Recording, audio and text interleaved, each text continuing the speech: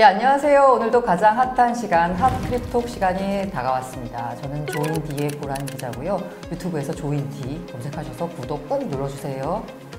네, 안녕하세요. 저 넥스트머니 저자 이용재입니다. 제가 오늘 살짝 봤더니 모든 분들이 약간 듣고 싶어하는 그 뉴스가 아닐까. 뉴스도 아니죠. 이거는 뭐 거의 뭐 팩트라고 봐야 되나요? 네.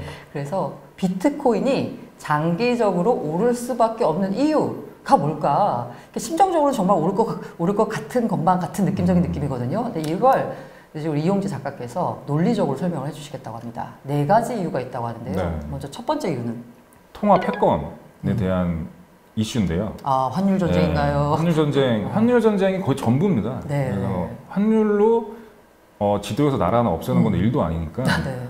그래서 달러의 경쟁 상대가 누구냐에 대한 분석이 일단 첫 번째 필요하고요. 네네. 거기서는 이제 위안화가 최근에는 계속적으로 기축통화의 지위를 넘보는 그런 시도들을 많이 했었는데 경쟁자는 위안화가 아니라 달러의 경쟁 상대는 비트코인이다. 그래서 미국은 비트코인에 대한 뭐 영향력을 확대할 수밖에 없다라고 하는 게 가장 첫 번째 이유인데요. 최근에 이제 미중 무역 분쟁이 굉장히 이슈였잖아요. 그렇죠. 작년부터. 네. 그래서 이 미중 무역 분쟁을 통해서 이제 위안화의 가치 변동만 보더라도 이 위안화가 얼마나 달러 앞에서 작아질 수밖에 없는지를 좀 여실히 볼 수 있거든요. 2018년 4월부터 한 10월 정도까지가 거의 그 미중 무역 분쟁의 갈등이 최고조가 올라왔던 그런 기간이었고 요 기간 동안에 위안화가 약 달러 대비 11%가 빠졌습니다. 아이고. 그러니까 관세 조치 발언이나 계획 발표만으로도 위안화의 가치를 쥐고 흔들 수 있다는 걸 미국이 전 세계에 보여준 거죠. 그래서 위안화는 여타 법정화폐와 마찬가지로 달러라는 거대한 바람화폐는 뭐 흔들리는 등불이다. 지금 1단계가 미중 무역 분쟁이 점화됐을 때 이때 이제 미국과 중국의 갈등이 시작이 된 거고 두 번째가 이제 심화된 거죠. 계속 서로 보복 관세를 때리는 거예요. 그러면서 점점 위안화는 계속적으로 빠지고 있는 거고. 그러다가 살짝 소강 상태가 와요. 이제 좀 쉬었다 하자. 다시 또 위안화가 살짝 올라옵니다. 그러다가 트럼프가 갑자기 또 보복 관세를 막 때려요. 그럼 다시 또 위안화가 빠져요. 그러다가 이제 겨우 요즘에 G20 때 정상들이 만나서 다행히 파국은 파국은 면하자 하니까 다시 위안화가 조금씩 올라오고 있는 상황. 그러니까 트럼프 말 한마디, 관세 조치 한마디만 더 왔다 갔다 하니까 달러의 상대가 안 되는 거죠. 위안화가. 그럼 달러 패권을 위협하는 게 비트코인인데 이게 지금 전염병처럼 전 세계에 쫙 퍼져 있단 말이죠. 바이러스처럼. 누구를 잡아서 이제 압박을 해야 될지 모르는 상황이죠. 다 퍼져 있으니까. 그러니까 이거를 이제 없앨 수는 없으니 이걸 일단 컨트롤을 해야 되는 거죠. 그래서 미국은 이제 비트코인에 대한 영향력을 높이려고 될 수 있는 많은 비트코인을 가져오려고 할 겁니다. 근데 문제는 중국에서 채굴 산업은 사실 중국이 잡고 있잖아요. 그렇죠. 신규 비트코인 거의 대부분이 중국에서 이제 나오고 있잖아요.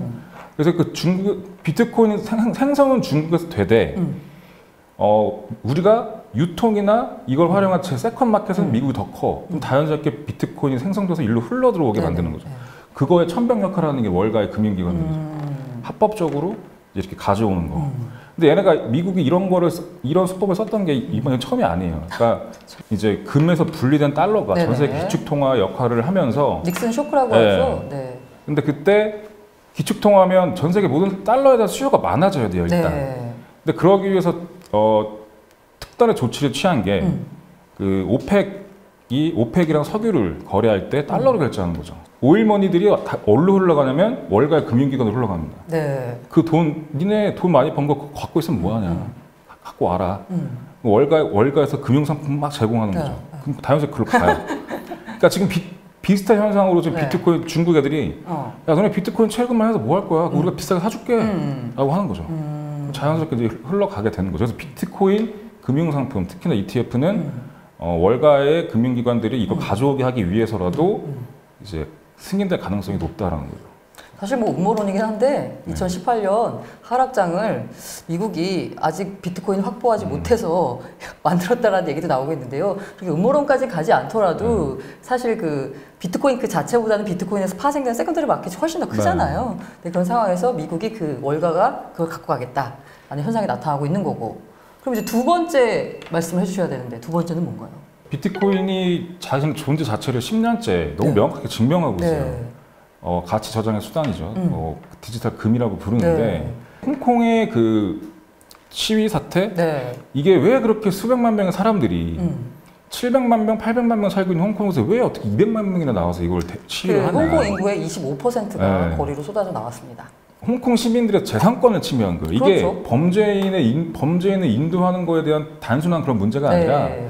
그걸 활용해서 이제 홍콩 주민들, 중산층들의 재산권을 침해당할 수 있다라는 위협을 받은 거죠, 이분들이. 그래서 역사적으로 보면 홍콩 주민의 상당수가 특히 중산층 이상들이 주로 중국이 도시화되면서 거기서 다양한 산업에 진출해서 돈을 많이 번 사람들이거든요. 그 돈을 중국의 위안화로 중국에 냅두기가 너무 위험한 거죠. 그렇죠. 그러니까 이걸 어떻게 하냐면 홍콩으로 갖고 와요. 그래서 여기서 홍콩에다가 이제 보관을 하는데 네. 이제 문제는 이 조약이 범죄인 인도 조약이 되게 되면 실제로 이제 얘네들을 막 잡아갈 수 있는 거예요. 그렇죠. 그러니까 사업을 할 때 특히나 이머징 국가에서 사업할 때 뭐 대부분이 아마 법을 어길 가능성이 많거든요, 솔직히. 범죄 조장하시나요? 한두 번 정도는 네. 있을 거예요. 네네. 그 사이를 왔다 갔다 할 텐데, 왜냐면 법이 없을 때도 있을 거고. 그러면 그걸 다 하나하나 해서 데려갈 수 있는 겁니다. 그래서 이걸 그렇게 반대를 하는 거예요. 그래서 디지털 시대가 또 도래하면 이제 프라이버시도 되게 중요해지는 네네. 거고. 중국 정부는 이게 범죄인 인도를 할 때 실제로 범죄인만 데려오려고 하는 건 아니에요. 그냥 반체제 인사에 대한 네. 사실 그 압박 수단으로 쓰기 위해서 맞아요. 이 법을 통과시키려고 했었고요. 일단은 이제 유예 뭐 아예 안 하는 건 아니고 네. 그냥 유예로 됐는데 그래서 이 바로 시위 기간에 네. 홍콩 거래소에서 거래되는 타이드비트라는 그 거래소에서 거래되는 비트코인의 가격이 약 3% 정도 프리미엄이 네, 붙어서 거래가 프리미엄이 됐다고 바로 합니다. 붙었죠. 네. 그래갖고 실제 중국은 그냥 마음에 안 드는 홍콩 인사들은 역사적으로 그냥 납치했었어요. 네, 납치해서 그냥 뭐 사라지게 만들었었던 거죠. 그래서 굳이 범죄인 인도 조약이 불필요했던 상황인데도 불구하고 이걸 왜 하냐. 이제 이렇게 이제 디지털화 시대에 개인의 재산권을 좀 컨트롤하겠다라는 중국 정부의 의도죠. 근데 여기에 격렬하게 반대를 하는 거고요. 그러면서 이제 사실 홍콩 사람들이 그 재산을 국외로 도피시키는 걸 되게 많이 하는데 사실 제일 많이 하는 건 부동산이에요. 그래서 해외 부동산을 되게 많이 사들여가지고 부동산 폭등을 불러오기도 하는데 사실 부동산이나 아니면 해외 무슨 저 뭐 케이만 군도에다가 무슨 뭐 페이퍼 컴퍼니 세우거나 이거 굉장히 좀 힘든 일이잖아요. 게다가 변호사 쓰고 맞아요. 하면 돈이 많이 드니까. 그래서 상류층이 아니라 홍콩에는 중산층이 굉장히 가까이 온 나의 사유재산권 침해에 대한 그 뭔가 도피수단으로 한 게 찾는 게 비트코인이었고 그러다 보니까 비트코인이 홍콩에서 더 비싸게 거래가 된 거고 그렇기 때문에 지금 수요가 이제 계속 나오고 있는 거고 그래서 뭐 비트코인은 가치 저장의 수단으로 그러니까 가치 저장의 수단, 가치를 저장하되 이게 디지털 시대에 개인의 재산권을 자기가 지키는 거죠. 그다음에 프라이버시를 유지하기 위해서도 비트코인 보유는 이게 필수가 되는 거예요. 필수. 제가 만약에 중국에 돈 많은 사람이라고 하면은 제 자산의 한 5% 정도는 비트코인으로 갖고 있을 것 같아요. 디지털 골드라고 하잖아요. 근데 금을 내가 예를 들어서 1억 원어치 하려면 그거 어떻게 들고 다니죠? 그렇죠. 너무 무겁고 되게 불편해요 그런 것들이. 근데 비트코인은 뭐 그럴 필요가 없으니까. 그래서 지금 이제 다음에 제가 말씀드렸던 게 나왔는데 그럼 세 번째 이유가 기존에 이제 그런 금을 대체할 수 있는 새로운 가치 저장의 수단으로서의 각광을 받고 대체할 수밖에 없는 거죠. 모든 면에서 금을 이제 금의 좋은 점을 능가하고 있으니까 굳이 시대도 바뀌고 있고 밀레니얼 세대들이고 굳이 금을 본 적도 없는 사람들도 많을 거예요. 저도 금괴를 실제로 제가 본 적이 없어요. 그러고 보니까 본 적이 없네요. 네. 비트코인도 볼 수는 없지만 더 친숙한 거죠. 저희들한테는. 그래서 이런 대체 가능성이 있는 거고. 그러면 지금 이제 세 가지 이유를 봤는데 첫 번째가 어쨌든 환율 전쟁에 있어서 비트코인을 이제 확보하려는 미국의 노력이 있기 때문에 어쨌든 수요가 있다. 두 번째가 바로 그 홍콩 사태에서 볼 수 있듯이 중국 인구가 전 세계 인구의 한 3분의 1쯤이잖아요. 그 정도 되면 여기서 이제 수요가 일면 또 어마어마합니다. 그렇죠. 중국뿐만 아니라 그러니까 금융 취약국이나 그런 공산주의 그렇죠. 국가들 그런 데들에 대한 사유재산 보호가 안 되는. 보호를 위한 필수 자산이 되는 거죠. 그러니까 중국이라고 말을 했을 때는 약간 그런 걸 상징하는 홍콩 예로 들릴 그런 수요가 이제 꾸준하게 있을 거고요. 세 번째가 이제 굳이 금을 가치 저장의 수단으로 활용하지 않는 지금 디지털 자산의 시대가 왔다라고 볼 수 있고요. 그래서 이제 수요가 계속 늘면서 비트코인이 오를 수밖에 없다. 비트코인 가격이. 그렇다면 마지막 이유는 뭔가요? 디지털 자산 시장이 이제 열리는 거죠. 그 미국이 이제 비트코인에 대한 영향력을 높이기 위해서 월가의 금융기관들을 통해서 이제 가져오잖아요. 이제 그럼 월가 금융기관들은 바보가 아닌 이상 가져와서 이거 그냥 갖고 있으면 안 되잖아요. 그러니까 제가 그때 말씀드렸듯이 전통 금융기관 시장, 전통 금융시장이 레드오션이 되기 때문에 수익성이 안 좋아지고 있고, 그 다음에 비트코인을 가져와야 되고, 그 다음에 이거 갖고 오면 이머징 자산이기 때문에 수수료를 높게 받고 다양한 금융상품을 제공할 수 있게 되는 거죠. 그러니까 월가 입장에서도 이걸 할 수밖에 없는 상황에다가 이걸 육성할 수밖에 없는 그런 다양한 그런 이유들이 맞물려 있다라는 거죠. 그리고 실제로 이 시장이 또 잠재력이 무한하고, 그러다 보니까 월가 금융기관들도 겸사겸사, 꼭 누이 좋고 매부 좋고 약간 이런 식으로 이제 가는 거죠. 그렇게 되면 이제 얘네들이 계속적으로 이걸 디벨롭을 하겠죠. 그래서 ETF도 만들고, 벡트라는 거래소도 만들고, 다양한 금융기관 주체들이 다양하게 금융상품을 제공하게 되는 거죠. 그래서 최근에는 뭐 들어보신 분도 많으시겠지만, KKR이라는 전 세계 최대 상업펀드 창업주가 그 회사 내부에 있는 블록체인 그 리서치 센터 장이 나가서 차린 회사에 투자를 했어요.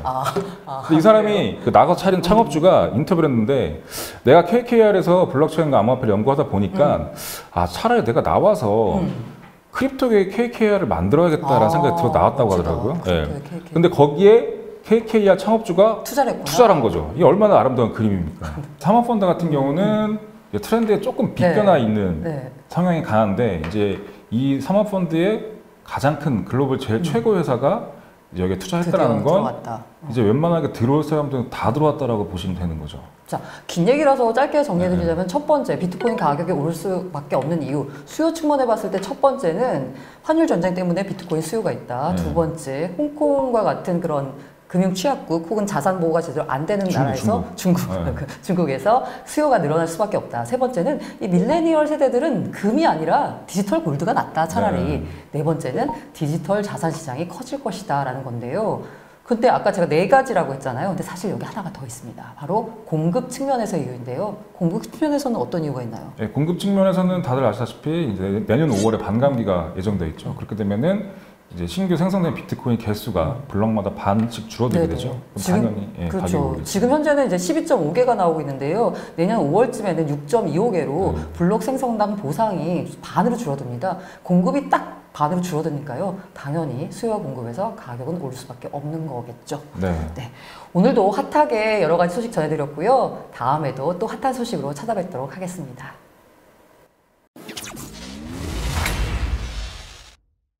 블록체인과 암호화폐 관련된 도서를 추천드리고자 합니다.